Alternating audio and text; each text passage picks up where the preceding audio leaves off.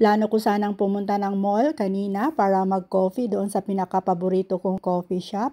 Dahil isa na doon ay yung masarap nilang banana muffin, yung ipapartner sa kape.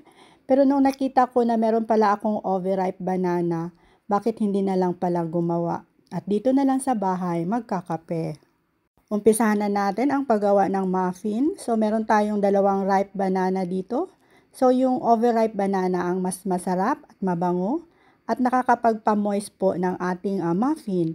So after nating na-mash itong ating banana, idagdag na natin itong ating kalahating tasang white sugar at naglagay tayo ng 2 itlog. Imimix lang natin gamit itong ating wooden spoon. Ayan po. At pag na-well combine na po, ay saka na natin idagdag itong ating 1/3 cup of canola oil. Pwede din naman kayong gumamit ng melted butter, pero mas prefer ko itong canola oil. At pagkatapos ay ihalo na natin itong ating mga dry ingredients katulad nitong all-purpose flour, baking powder, baking soda, salt, at saka naglagay din tayo ng nutmeg at cinnamon powder. Pero pag wala kayong nutmeg or cinnamon, ay pwede namang vanilla essence na lang yung ilalagay natin. At naglagay din tayo ng 1/2 cup of walnuts. Pero pag ayaw nyo ng may nuts, ay pwede naman plain na lang, banana muffin. So pag halu-haluin lang natin, pero wag naman yung ma-overmix. Ang dali lang po itong gawin, kahit yung ating mga kids ay kayang-kayang gawin. So after that, nang ma-mix natin, ay scoop lang natin dito sa ating muffin pan.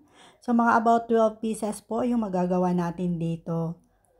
Tamang-tama lang po yung ilalagay natin mixture para pag na-bake natin itong ating muffin ay maganda namang tingnan, hindi umaapaw. Dito sa isang maliit na bowl, paghaluin lang po ang melted butter at saka brown sugar. After nating ma-mix ito, ay dagdag na natin itong ating 3/4 cup of walnuts, chopped walnuts. At pag okay na at pag na-mix na lahat, ay lalagay na natin dito sa ating muffin. While naglalagay tayo ng topping, ay dapat ay naka-preheat na po yung ating oven ng mga about 350 degrees Fahrenheit. At pag ready na, ay pwede na nating i-bake ng mga about 20 to 25 minutes. At saka pag luto na, ay pwede na nating hanguin at palamigin. I-try nyo na din itong gawin mga mamshay at siguradong magugustuhan nyo rin po at ng inyong mga anak. Tara, sama-sama na tayong mag-coffee. Ang sarap nito. Daghang salamat!